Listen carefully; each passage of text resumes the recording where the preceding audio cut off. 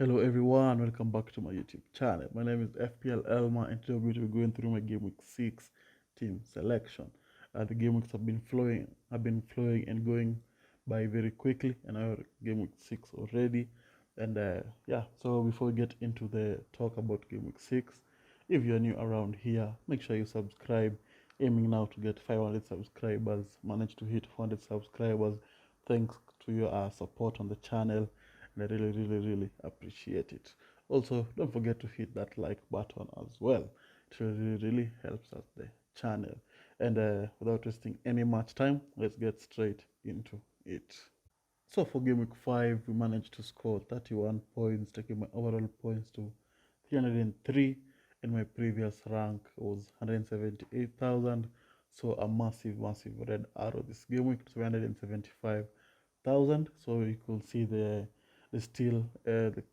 close proximity between players is still small.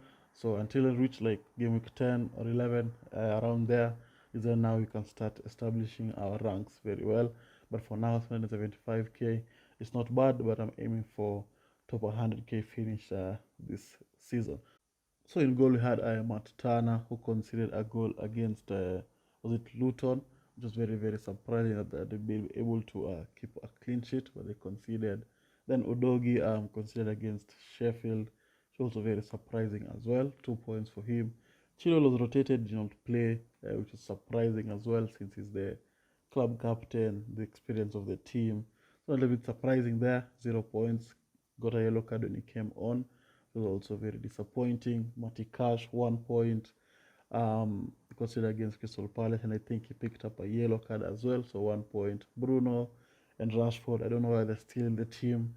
Just there are more pressing areas on the pitch at the moment, so that's why they're still there. 1, 2, respectively. Saka got an assist, 6 points. Son, 2 points, did not score, disappointing. I went with the hype of Son against a relatively smaller team on paper, but it did not pay out. So 2 points. Buemo also did not have an attacking return. 2 points. Jackson, disappointing display once again. I think now it's time to go. Time to leave the team. 1 point from him.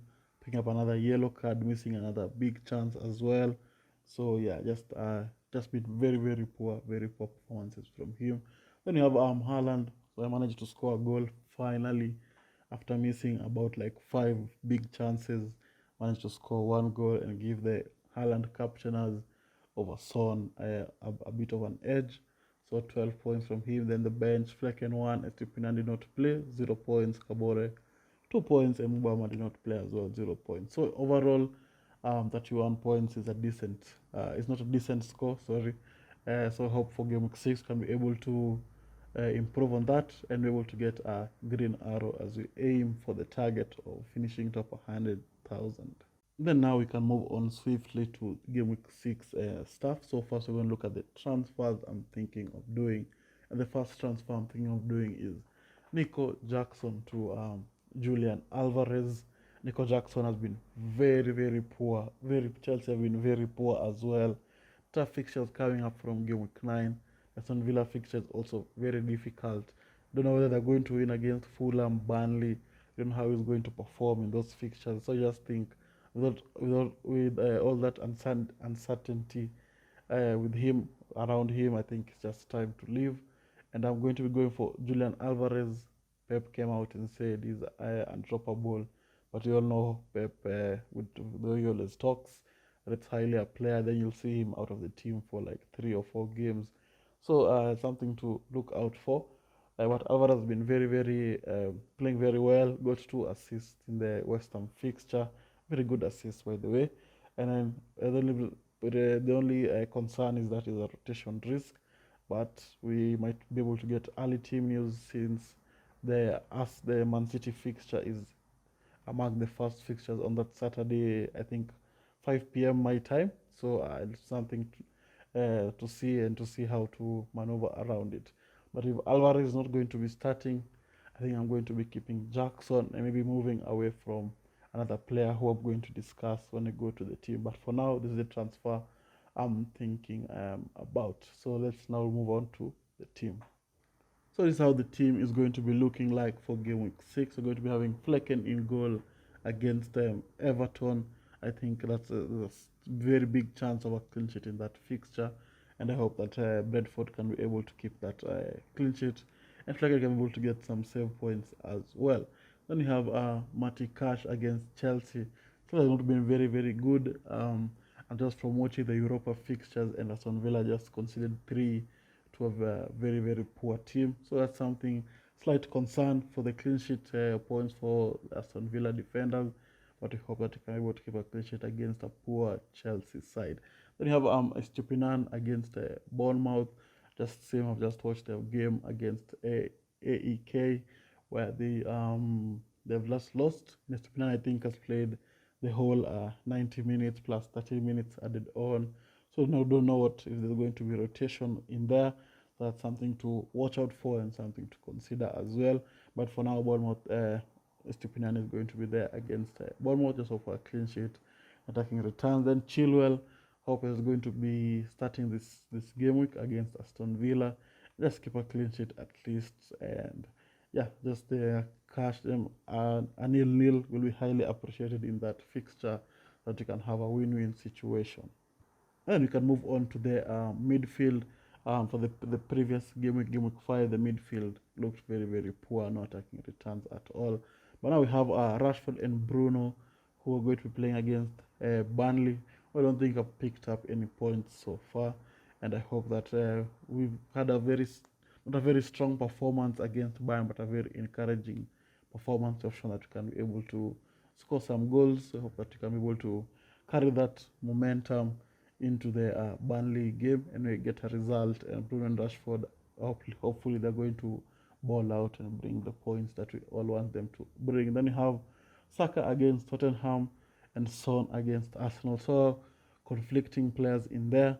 All that you can wish for is for both of them to score, and happy days, and the result doesn't matter when both of them have already scored.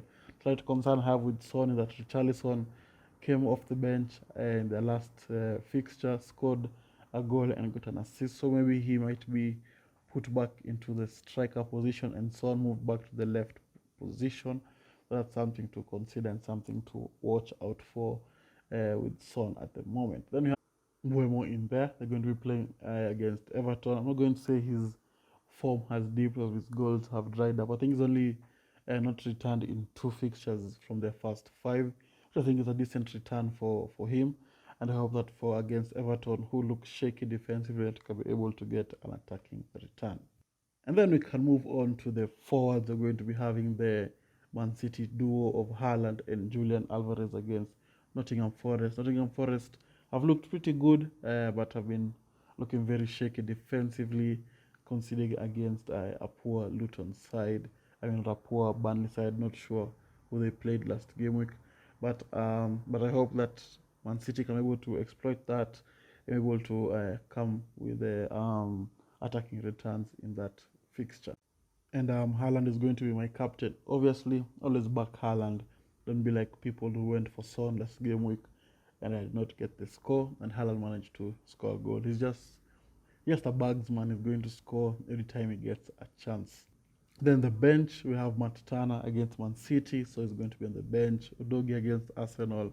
I think Arsenal are going to score Mubama and Kabore. Mubama doesn't start. Kabore can be a shout to start, but I think Luton are just poor as well. So that's the team for Game Week 6. Hope it's going to perform better than Game Week 5. I don't think it can perform as poorly as that team, but we'll have to wait and see. Let me know in the comments how your team is looking like. If you all want to ask me any questions, my Instagram and Twitter DMs are always open. Links are down in the description. And as you all know, UFC 24 is coming out tomorrow, and I'll try my very best to be able to stream the game as much as possible this year. So make sure you follow me on Twitch as well. The link is down in the description. And with that, I'd like to thank you all guys for watching, and I'll see you all guys later. Bye bye.